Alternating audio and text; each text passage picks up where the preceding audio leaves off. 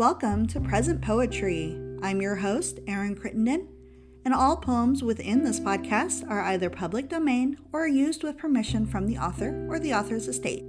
It's a fun time for poetry lovers of all ages, so sit back, relax, and get ready to hear some poems of the past and the present.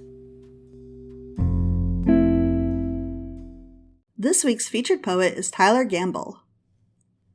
Tyler Gambill is 30 years old from Indianola, Oklahoma, a town with a population of about 200 that is located 1.5 hours south of Tulsa. He currently lives in Tulsa with a roommate, 3 cats, and 2 dogs. In high school, he was known as a skater kid who got kicked out of Mannford High School for having and acting on a deep streak of anti-authority. Starting at age 21, and for 7 years after, he worked full-time making airplane parts during the day and took evening classes to get his bachelor's degree in English literature from Tulsa Community College and Northeastern State University, Broken Arrow, graduating with the highest honors. During this time, he was also a high-functioning alcoholic. Today, he is a non-practicing alcoholic, which is basically a funny way of saying that he used to drink a lot, found out that he and substances weren't a good match, and so gave drinking up. He celebrated 4 years of sobriety this past October, and will also celebrate 4 years of employment at the Tulsa Boys Home in February. His work here is what made him decide to pull the trigger on becoming a therapist, and he will graduate with his master's degree in mental health counseling this May. He is currently an intern therapist at the Center for Therapeutic Intervention and works mostly with men who are on their own journey towards recovery and/or participants in the Tulsa Drug Court program. Above all, his mission to help men and teen boys is what keeps him grounded enough to write poetry. Poetry, Wordsworth said, is something like emotion recollected in tranquility. His work helping others is what allows him to find tranquility necessary to recollect and reflect upon the emotions that fuel his poetry. This process, to him, is something akin to alchemy, some sort of magical thing where we turn experiences, even the most painful and, at face value, ugly ones, into something beautiful. Something beautiful straight from our hearts. Something that we can share with others that may just open their hearts up too. And as much as writing and sharing poetry is an act of sharing truth and beauty, writing poetry is also an act of loving, which is really what it's all about.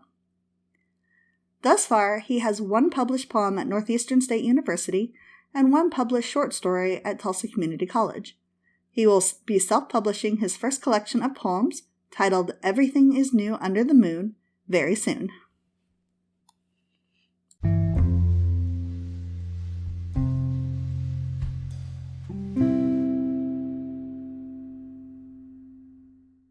This poem is called Haikus for the Moon.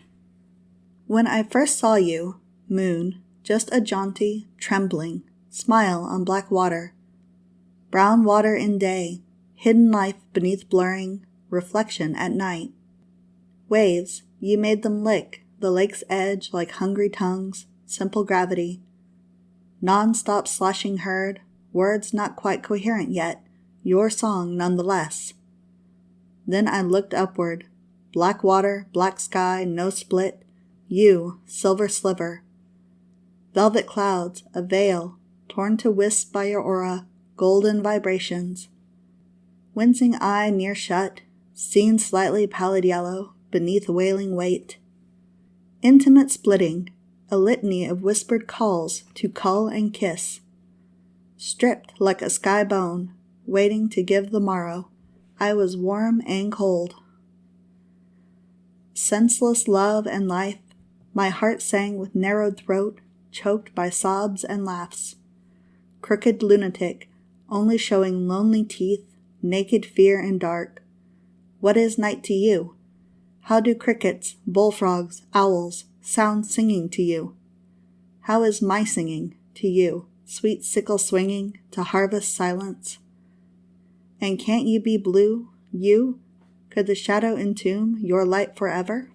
Pale sister, mama, Plath cast you noonday, sorry, hung over blind sand.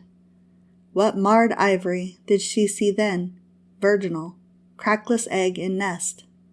Of trees, you I see, crackling with infinity, dying to open. Stealing the sun's shine, unwittingly, harmlessly, sweating in spotlight. Teen actress made up. The sky a blue stage backdrop for middle school play. Madge running from Hal, not asking for serenade. I see you, hear you. Complain about praise, unable to hold a rose, hands too full of skull. Lover of the chase, in secret, set the picnic blanket beneath tree. Spring air atmosphere, I spill over into you, bathe in humid wind. Sated by evening, Tulsa buildings lighting up like candles of right. Moon, watching you brush your face into a smolder of dust-contoured cheeks. Pink sapphire glowing like radiated cancer, like starving dancer.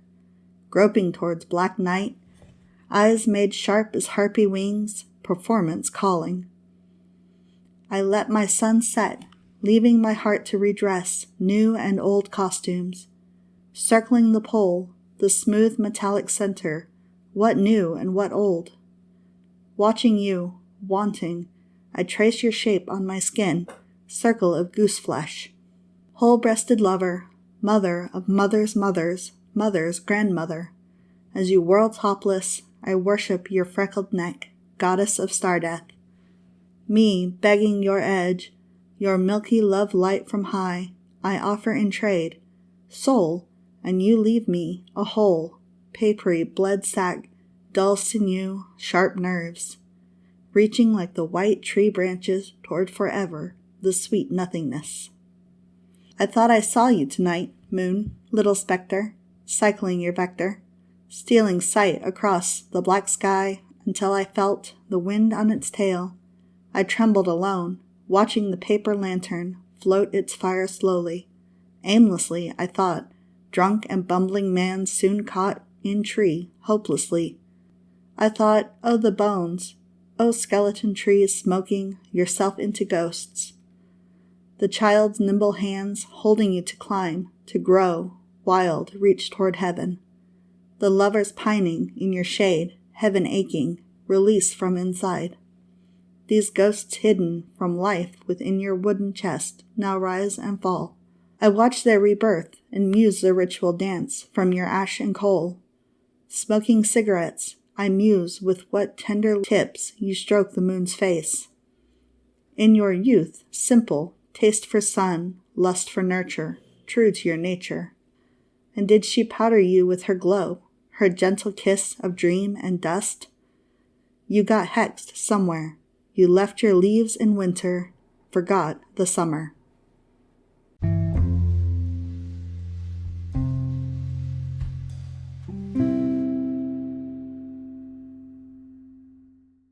This poem is called In the Moment Before Darkness.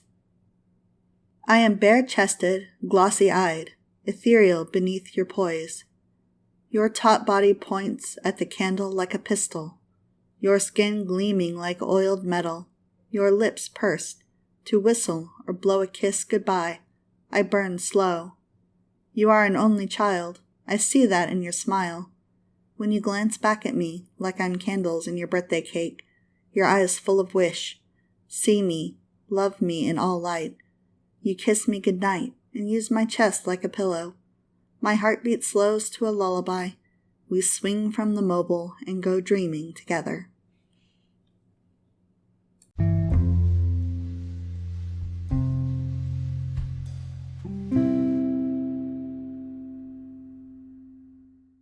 This poem is called In the Room Without You.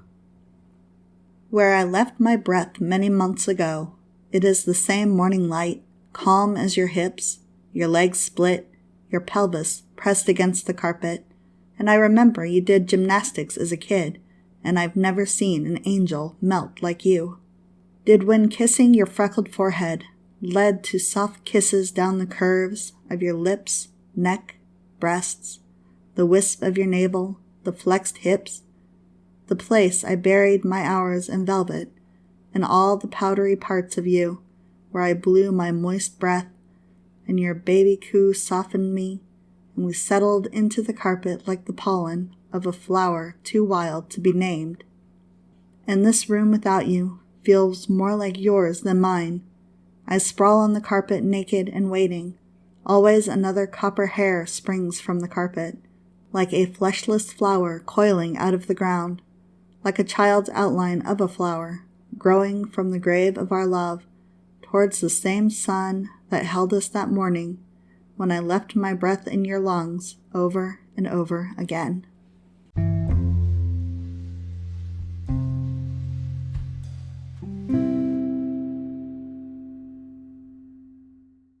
This poem is called For the Young Woman with Sad Eyes. She told me she sang prayers to a pair of blue jays, her feet bare, her black hair captured by a ball cap. They sang back, she said, from an oak branch, and her toes tapped until she tittered on the tips of the grass like a spirit. She could hear it, all, the thickets of gnat trembling, the cottonwood seeds drifting like embers of fluff across the evening air. All was dalliance as the jays danced the sun dizzy, and, spinning, he fared her song well to the world's other side, leaving her smile swell and her heart unbroken. The night was black as a word unspoken. The moon tuned the sun out and turned her face. The oaks froze still as scared children. She danced her feet to bones, sang her throat into throbs of ghost, her white cotton dress blotted with sweat and caught on her braless nipples. What happened to Simple? She asked, the fireflies swirling around her.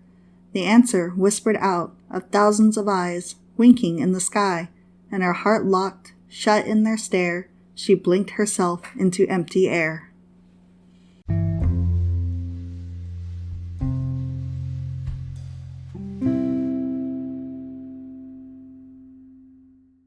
This poem is called Why I Am Afraid to Say Your Name Without Anger. Because, in the day, enough flies might swarm from my mouth to smother the entire sky forever. Or maybe I'd vomit up a vulture, and he'd circle my head until I choked to death on his feathers. My mouth might morph into a vortex and absorb every cloud that tries to form, withering the planet like a raisin. It could be the blow of a horn, and the 4 horsemen storm down from heaven heavy-hoofed. I might accidentally birth another sun and go blind as it erases the earth. What if at night a howl comes out and all the betrayed coyotes teethed on my tough heart? What if my tongue turned into an anaconda and crushed all my future loves in its coils? What if a mistral whispers from my lips and rips all the stars from the sky? Maybe the moon will blush, tasting our spoiled love, and hurl herself into the ocean. Or maybe, just maybe, baby, I'm afraid to admit that fate finally won and I'm really alone. But who really knows? Thank you for listening to this episode of Present Poetry. If you enjoyed it, please leave us a review, share us on social media, or subscribe so you never miss an episode. If you would like to learn more about the featured poet, or you would like your work featured on the podcast, please check out the links in the show notes. Thank you again for listening, and I hope you all have a wonderful day. Bye-bye.